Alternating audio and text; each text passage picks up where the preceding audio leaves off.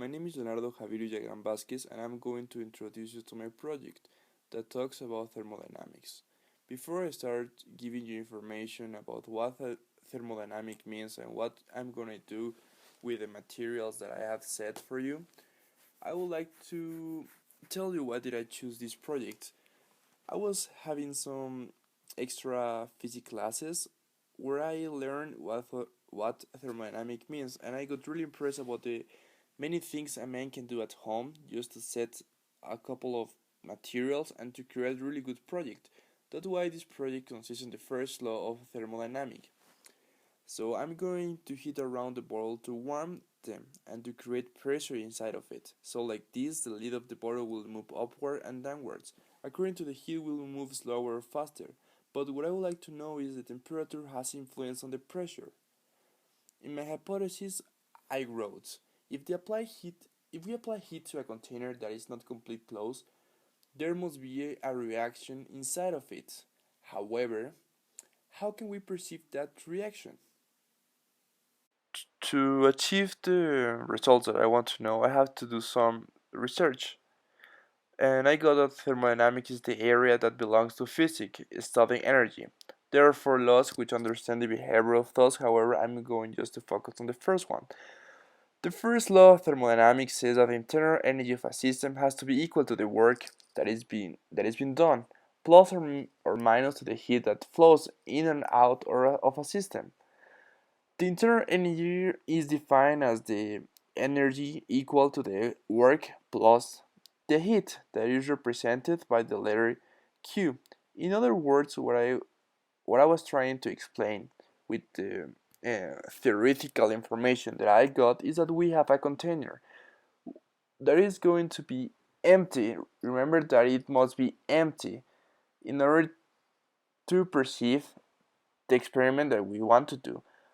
On it, we are going to put a lid or something, but we are not going to lock it. We are not going to close it. It's just going to be on it, on the container, but not close.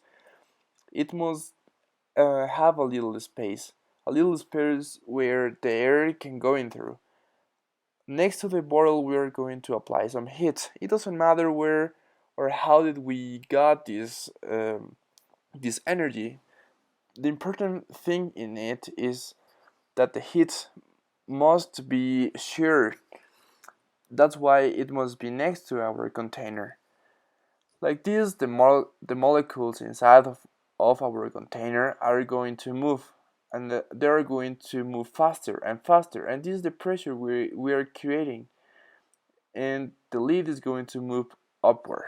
And finally, with the movement of our lid, we can perceive the pressure generated by the heat.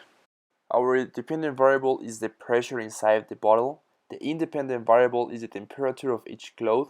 Control variable is the atmospheric pressure air in the bottle. And moderate variable is going to be the ability we have to measure. The materials we need is the plastic bottle, the bottle lid, the microwave, a cloth, a phone with a slow motion camera in order to record how many times does the lid move, and a chronometer. Then we can finally start with our project. Remember, we have to bring the lid and the bottle. The lid must be a little bit wet and the bottle has to be empty. Remember, it must be empty if you want that your project works. We put the lid on it, but we are not going to lock it. We're just going to put on it. Then the cloth is going to be in the microwave. Each cloth will last different periods of time. In this case, we will write 1 minute and we wait. After that, we put it out and we will cover the bottle while we take the time 1 minute and we see how many times does the lid move. That's why we need the slow motion camera. Then we arrive to our data collection where you can see that leaves moves more and more when the cloth was a longer period of time inside the microwave. That led us to our conclusions. Please listen.